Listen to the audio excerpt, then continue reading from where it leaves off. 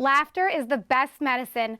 Today we're going to meet somebody who has made us laugh during these unprecedented times, and you may even know him as king of off-the-boat comedy. We have a show of spirit and laughter. Don't move.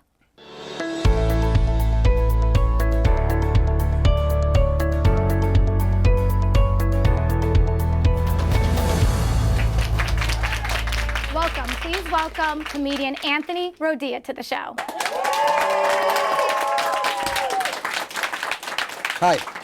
Well, I'm happy that you're here, and I'm honored because this is also the first time on national television, so it's an honor. Yeah, it's my national television debut. Yeah. All right, so pretty lucky. And I just want to say, I know a lot of us are really excited and grateful for you because you really made us laugh during these times. And I could speak for myself where I've had some dark days, I've had some difficult times and health issues, and I always turn to comedy for laughter, for light, so truly amazing. And I know you just recently came out in what year did you? I started this 2018. 2018, and you've come so far in 2 years, and I definitely want to talk about that, but I just want us to, for you to tell us more about your childhood, and were you always the funny kid? And it depends what side of the table you're on. If you're on my side, I was hysterical. If you're on my parents' side, not so much. Yeah. I was a handful as a kid. Always joking around. My mom has tapes of me being 6, 7 years old, joking around. But now, being a parent, I see that it wasn't so much fun for my parents. My mother had, she had that wish that every mother has with a kid like me. I can't wait till you have a daughter or a son like you. And that came true. My daughter is me. And I called my mom up a couple nights ago and I said, can I ask you a parenting question? But can you be honest with me without feeling like I might judge you? And she said, yeah, what's up? I go, have you ever had the urge to throw me through a piece of sheetrock? Like directly through a wall? And she goes, yeah. She goes, sometimes it was cement. I go, all right, so I'm not a bad parent because I think your granddaughter's she's on the verge of going right through my wall. Well, Italian parents are always right. I mean, we both grew up with Italian families. I mean, what was that like? Painful. Painful. It's weird, man. My mom came here when she was in her teens. My dad came here a little later, and a lot of people don't know my parents are divorced for the last 20 years. And I think it has a lot to do with the fact that my mom lost her accent and my father's accent somehow in the United States got worse than when it was when he first got here. And it was just, their mentality, I tell everybody, it doesn't matter what nationality you are. You could be Italian, Portuguese, Argentinian, whatever. I think it's that immigrant mentality, that mentality from the other side, that old school mentality. And they have a special way of thinking. And it doesn't always make sense, but you can't tell them that because they're not wrong. And I'm still dealing with it. Yeah, I feel you. My parents are in the audience, so I have to say that, they were never wrong either. No. No, of course not. I mean, even when you catch them, like I caught my dad does this thing where he'll leave me a voicemail and then he puts I think he's the only person in America that still uses a house phone. And it's a cordless. And he thinks that if he puts it down on the table, it automatically hangs up the phone, and it does not. So he leaves me a voicemail. It starts off bad, then gets better, then hangs up, thinks he hangs up. I hear him talking bad about me in the background. What does he say? For 4.5, he left me a message 3 nights ago. He goes, Anthony, pick up. He also thinks I hear it while he's leaving it. He doesn't know that's an answer machine, this is a voicemail. So I'm listening, and he goes, Anthony, pick up the phone, it's your father. Anthony, it's important, I gotta talk to you, pick up the phone right now. He goes, you know what, this is very disrespectful. Then he changes and he goes, but I understand you're busy, you're living your dream right now, I love you for that. You're my firstborn, and not tell you brother and sister, you're my favorite kid. And, but call me back, it's very important. And then there's like a moment of silence, and then I hear him about 15 feet away from the phone.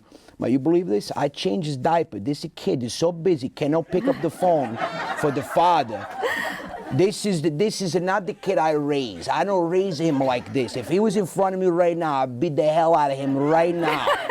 And he goes, you know when he's gonna learn? When I die, because heaven, it's no got a telephone. Wow, way to make you feel guilty, huh? Right, no, you have to get the guilt trip. I mean, without the guilt trip, it's not a normal conversation. So I call him And I go, what is it that you just said about me? He goes, what are you talking about? I said, you didn't hang up the phone. I literally heard you say everything. Heaven doesn't have a phone? Who says that? He goes, what are you talking? Mip, Anthony, you ever think of 1 second you pick up another phone call? Another person with that accent? And then I'm sitting there second guessing myself and going, wait, did I pick up interference? And then he goes, you know what? It's not important. What are you doing? How's my grandkids? And he makes me forget that he literally just spoke about me. And it's an art. It really is an art. I don't know how they do it. Yeah. Well, speaking of Dad, I mean, now, like he said on the phone that you are living your dream and all of that, but was he always supportive? I mean, can you tell us a little bit about when you, decided to take us to the moment where you decided to become a comedian? So I went to a movie. I went to see Deadpool 2 with a good friend of mine, Dom, who's now my manager. And I'm sitting there in the movie theater and I'm listening to everyone laugh. I'm not even paying attention to the movie. I'm just listening to the laughter. And something came over me. And he said, what's the matter? He goes, you love Deadpool. You're not laughing. And I said, no, I want to start creating laughter again. And he said, what do you mean? I said, I've always been a funny guy. I said, but I want to do it on, another platform. I want to do it on stage. He goes, what, like comedy? I go, yeah, well, I don't know why you did that face. I'm like, comedy's a pleasant thing. And he goes, well, are you going to be a comedian? I said, yeah, and I want you to manage me. I said, I trust you. I said, you're a smart dude. I said, you could be another set of eyes and ears for me. And he said, all right. And we started. And my parents and my family, when it was like something on the side that I was doing, they were fine. But then as soon as it started building and growing, I said, I might be able to do this full time. And that, I mean, the difference in, encouragement between, like my mom said, follow your dream. But like my mom has a way of saying two opposite things together where you're like, wait a minute, what? Like she'll go, follow your dream. You have one life to live it. At the same time, think about the fact that you have a family and you're the only one that works. But follow your dream. But don't follow it too far where you jeopardize your family. Basically, if whatever route you take and it fails, you can't blame her. That's that's how she does it. My dad, he said, Anthony, I'm very proud of you. I'm proud that you take a chance, you take a risk in life. And don't listen to the people that don't think you're going to make it because you're like your father. You're going to make everything. So good luck. I said, thank you, Dad. I said, I'm actually quitting my job. He goes, you're the stupidest guy I never meet. I said, you just said follow your dream. Yeah, but you need a check, Anthony. How are you going to pay your bill? I said, but you just said I'm going to make it. Anthony, I tell you this because as a father, I got to give you good luck. I said, you don't think I'm going to make it. He goes, it's going to be hard. And now, if you ask him, he goes, I never doubted my son for 1 second. I always knew in my heart he was going to make it.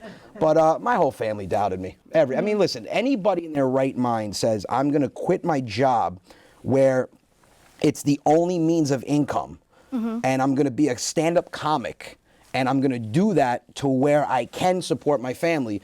I would even say you need medication. No, you don't just say that.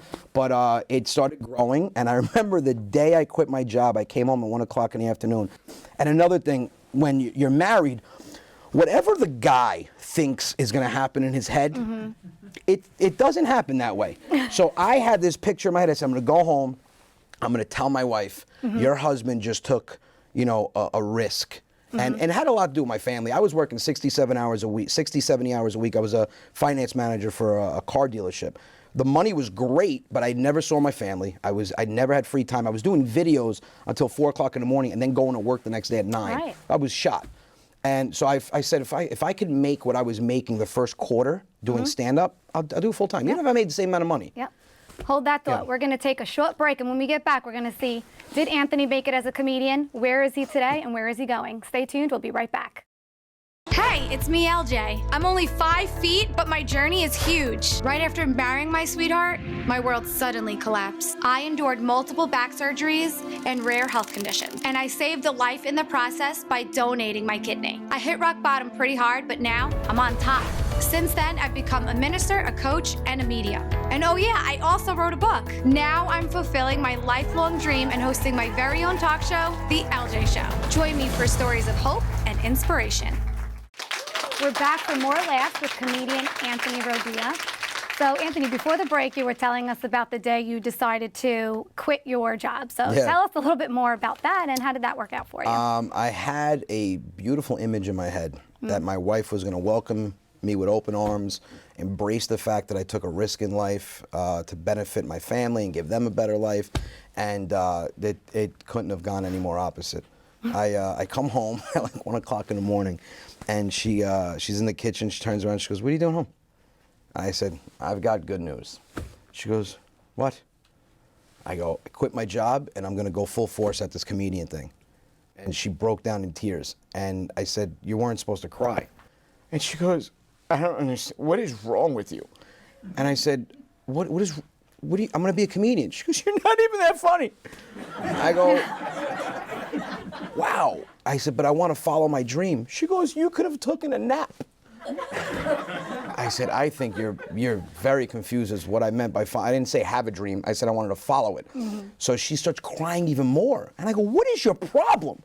She goes, "I'm pregnant with our second child." I go, "Oh my God, I think I'm gonna throw up." And I said, "When did this happen?" And she goes, "Are you serious?" I go, When?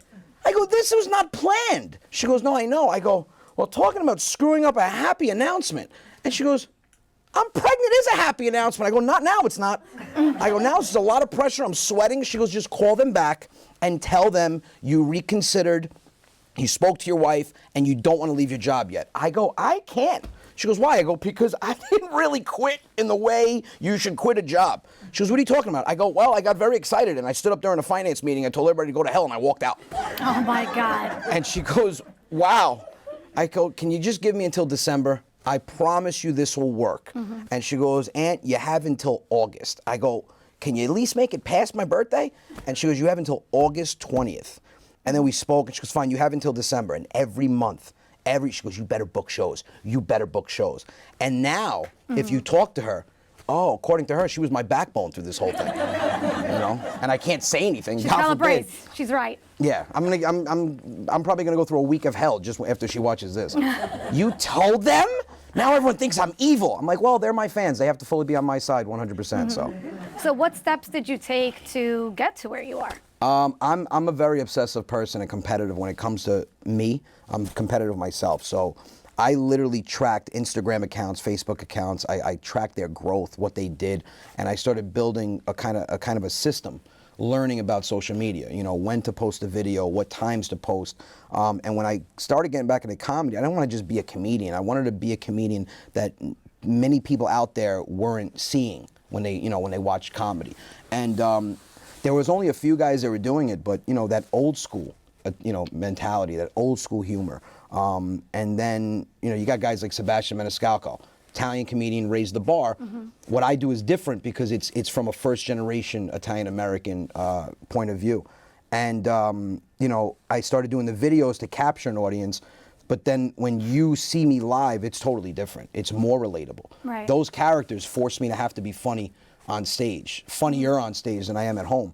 Because, you might as well just sit home and watch the videos. For those that are watching and aren't familiar with the characters, can you share a little bit about who they are and how you invented them? You have Uncle Vinny that came by accident. I made a funny video with a filter, and people started laughing, so I started doing storylines, and turned them into one of my relatives. And then he had to have a wife. So Uncle Vinny is based a lot after my dad, and then Zia Lucia is probably about 9 of my aunts mixed together.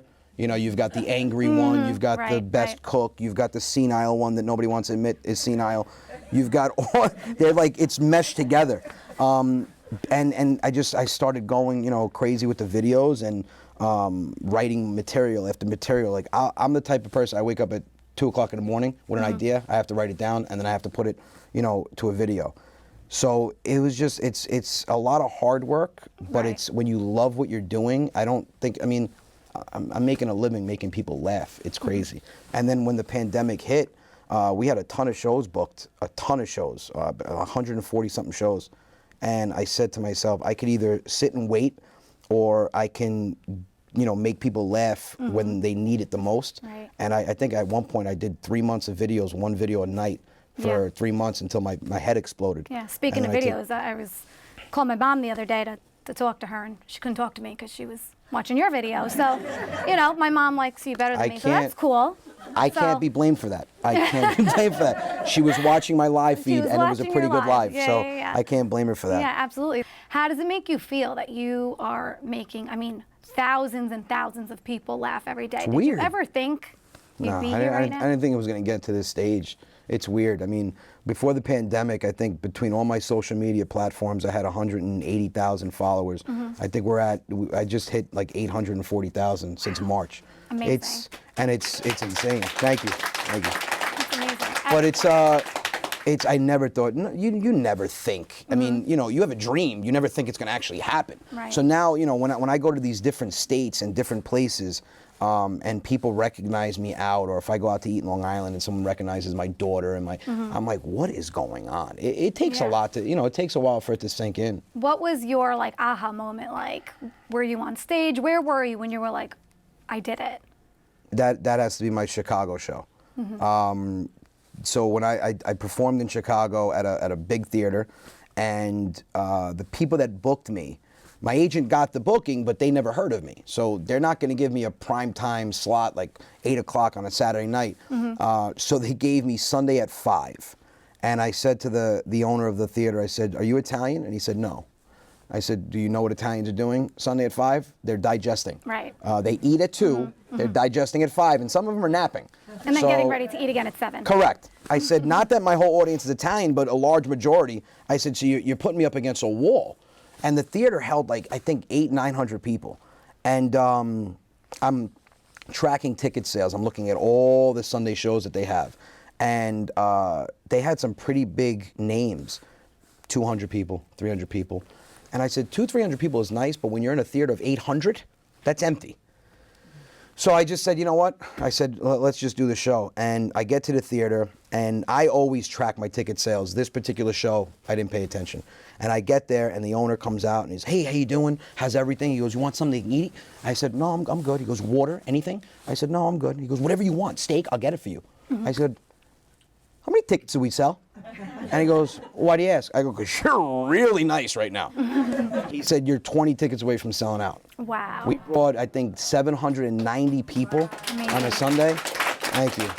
And it was probably my best show that I've done up until that point. And it was weird because I'm sitting backstage with Goomba Johnny, who performs with me. And he said, "You nervous?" I go, "Yeah." He goes, "Why? You're never nervous." I go, "Because I brought these people away from their dinner table. I mean, if I don't make them laugh, they're going to throw something at me." And halfway through the show, I did an extra long show for them to show my appreciation for coming out on a Sunday. I usually do 45 minutes to an hour. I was on stage for an hour and 40 minutes. Wow. And halfway through it, I said something, I stopped, and I mean, they were laughing for literally 2 minutes straight at something I said. And I just stopped, and like I had to fight back getting emotional because something came over me. And I was like, wow, this is what I'm supposed to do. I'm not supposed to do anything else but this. And I walked off stage, and Johnny looked at me and he goes, "You had the moment?" I said, "Where did the sign go up?" He goes, "I've been there. I know what it feels like. I know what it looks like." He goes, "I can tell you when you had the moment." And I'm sitting, I'm like, "Dude, you're gonna make me cry, stop." And that was the show, and it was probably one of the best feelings that I've had so far, and then it's been getting better since then. That's truly amazing. And when you come to my shows, that's what I give you. You know, I do a lot of accents, I do a lot of stories, and my job or my goal is to bring you into my world and suck you into my story where you feel like you're sitting around my living room watching me, you know, get a beating from my parents, you know, as a witness, as a witness. You got the wooden spoon? I got a whole bunch of, there was different types of weapons. There was stationary weapons, that was the broom and the belt, and then there were air, my father used the belt and the broom, but you know, according to him, it was never gonna hit me. He just needed something to clean at 11 o'clock at night, coming home from, you know. And my mom is shorter. I mean, Italian household, 4'11" is like average height. Right. So she's, you know, and I think she's shrinking, but we haven't really established that. She wouldn't want to chase me, so she used aerial weapons, which the wooden spoon and the slipper that somehow was able to come around a corner. I don't know how I don't know if she put a spin on it. I don't know. But yeah, I got weapons. You know, the best is when you have to go get the weapon for them. If that's not a mind game, You're going to get something that you know is going to soon be across your backside, and you have to hand it over. And what can you say to the viewers and the people that are watching that have this dream that maybe they're too nervous to, quit their job, or what are people going to think? Am I going to make it? What would you say to them? First of all, don't put into consideration what anybody thinks. I have a large fan base that likes and loves my work. You have the 10%. I always say the 10% that'll never like anything. Don't cater to those people. Cater to the larger majority. But go out on the edge and jump, because it's better to do something in life and fail, and then look back and go, I gave it a shot, I gave it my all, than to live the whole your whole life thinking to yourself, I should have done this, or I should have done this. My pushing point was me every time making someone laugh. They would look at me and go, you missed your calling. And I said to myself, I'm not going to miss my calling. So you have one shot at life.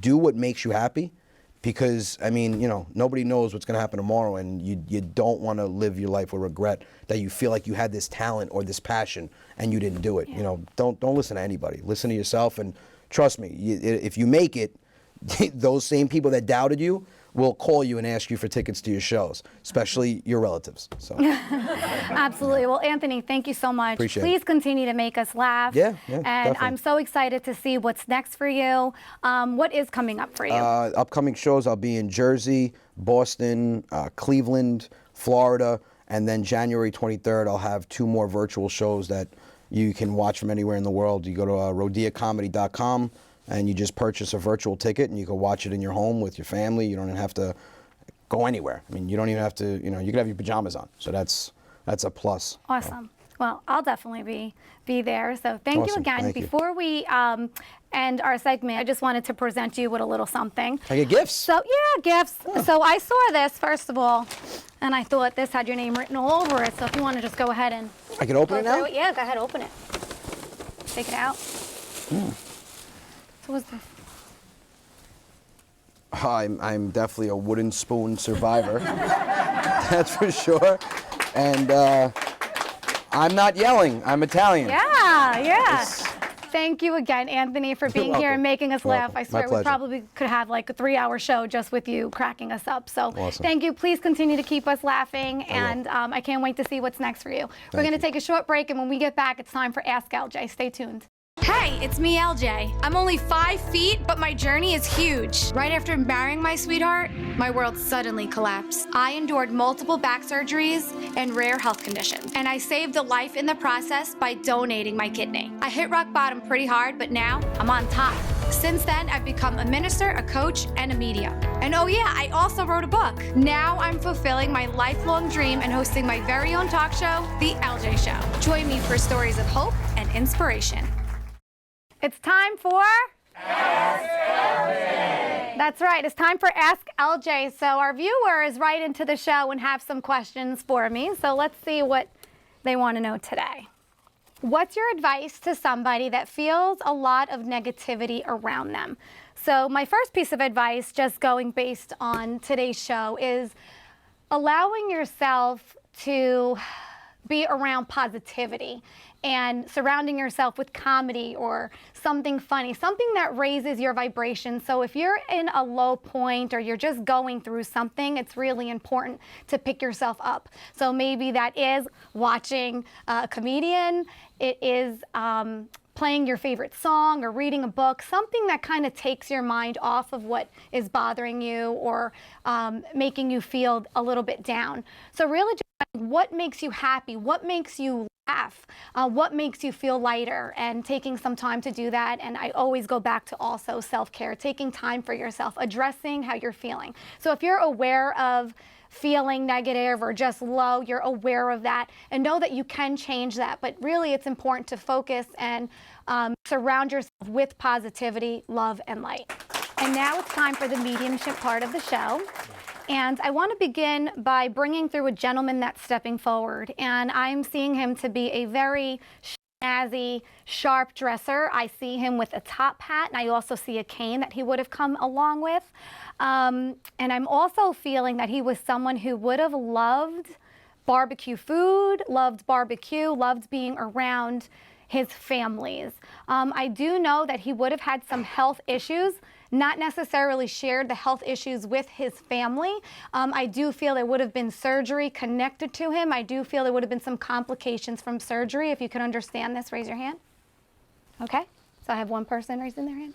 And you would understand that I feel like, was this, because I am being brought to this as being the first holiday that they were not here with us. Would you understand that as well? Okay. And I also keep feeling that, and I'm also very sorry for your loss, because I do feel very, he had a very big heart. I feel like he was a man of little words, but I feel like he had a very big heart. He loved everybody and he lit up a room. And he just makes me feel that he knew he was ill. So I'm not sure if you're aware of this, but he makes me feel he knew he was ill. This was not something he wanted to express to you guys. He's always like, I never wanted my family to worry. He always just wanted to provide. And he's making me feel that if I would have told him that I was ill, that he makes me feel it would have been a lot harder. So it was just easier for me to go in those terms, okay? He makes me feel he passes in the hospital. Would that make sense as well? Okay. And I also feel like I want to acknowledge the child or someone who would be making drawings for him or would have made a drawing for him. We would be making pictures for him, or I just feel like I would acknowledge a small child or kids that are honoring him in this way as well, or drawing pictures of him. And I just feel like he wants you to continue to honor him and to continue to speak of him. And he's just because I feel very emotional. So I feel like it was hard for him also to let go, because I feel like you had some words that you still wanted to say to him. So I just feel like, I just want to tell you, I feel like you do talk to him and just continue to speak to him. So he's still very, very much with you. And he's also wants to acknowledge, and I don't know if this is happening yet, but he's making me feel that he's going to be putting a child in your arms. So I do feel a child being blessed that he's going to be sending your way as well. Coming. So I just want to thank you for allowing me to connect. Please know that he is at peace. Illness is no longer carried on with him, and he is still that strong fatherly figure that you knew him when he was here without any health issues. And did he also like music? I feel like I keep hearing like the saxophone or the jazz. Like I keep hearing that as well. What's that? He did play instruments. He did play. Okay, so just know that that's him, healthy, playing these instruments. And I just want to leave him with love and blessings. And I thank you for being here today and allowing me to connect with him. You guys ready for some giveaways? Okay, now we're talking. You'll love this one. Is an Italian basket. You just have to invite me over for dinner when you make it. So you got your pasta, your sauce, your Stella Dodo cookies, and pasta. So really awesome and delicious. I'm getting hungry. It's almost lunchtime. And the winner is Giovanna K. Congratulations, and don't worry, everybody here today is going home with jars of Nutella. Well, I want to thank everybody for tuning in today. It has been such an episode of love and laughter, and definitely needed during these unprecedented times. I want to give another thank you to Anthony Rodia. So please know during these times to make yourself laugh, do something for yourself, and spread love and laughter. The world needs more of it. So we'll see you next week. Until then, love and blessings. I'm LJ.